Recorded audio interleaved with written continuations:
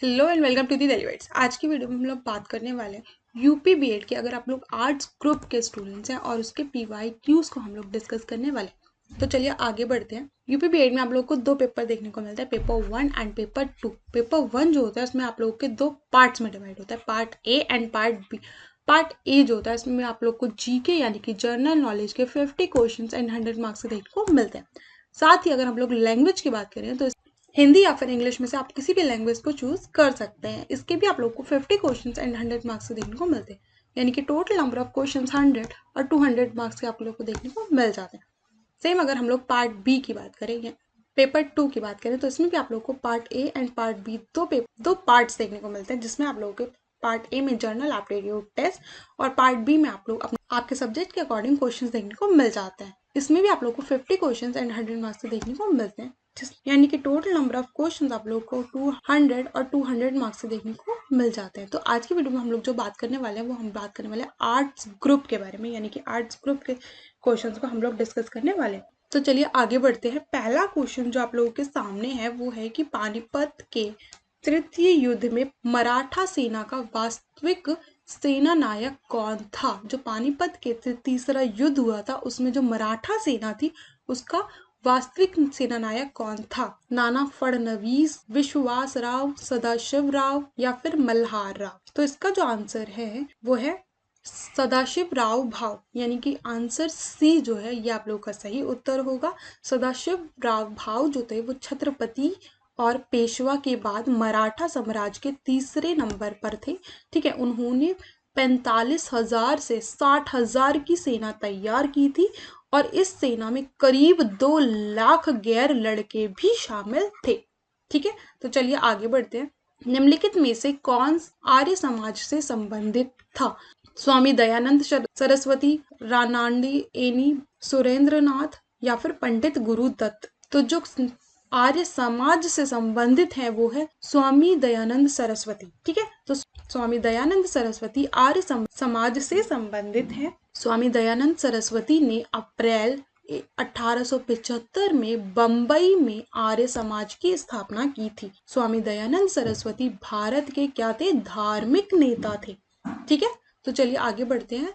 सन 1891 में as of consent act के अंतर्गत कन्याओं के विवाह की न्यूनतम आयु क्या निर्धारित की गई थी। 10 वर्ष, 12 वर्ष, 14 वर्ष या फिर 15 वर्ष। तो अगर हम लोग कन्याओं के विवाह की न्यूनतम आयु की बात करें तो वो जो थी 12 वर्ष आयु तय की गई थी।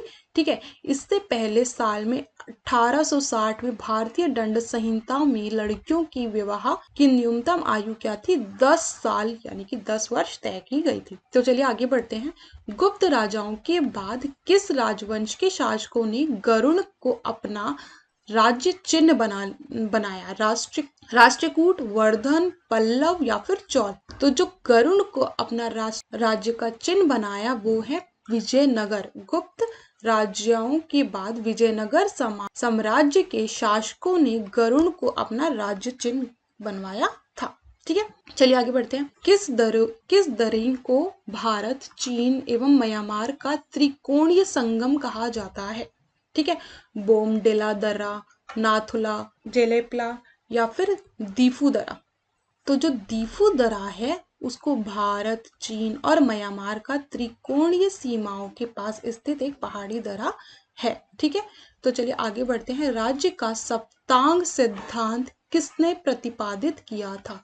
मनु ने मनुस्मृतियों में, कल्हड़ ने राज तरंगिणी में या फिर कौटिल्य ने अर्थशास्त्र में, बाणभट्ट ने हर्षचरित में। तो जो राज्य का सप्तांग सिद्धांत कौटिल्य ने प्रतिपादित किया था, कौटिल्य ने अपने ग्रंथ अर्थशास्त्र में राज्य के सप्तांग सिद्धांत का उल्लेख किया था। तो आंसर क्या होगा, कौटिल्य के ने अर्थशास्त्र में।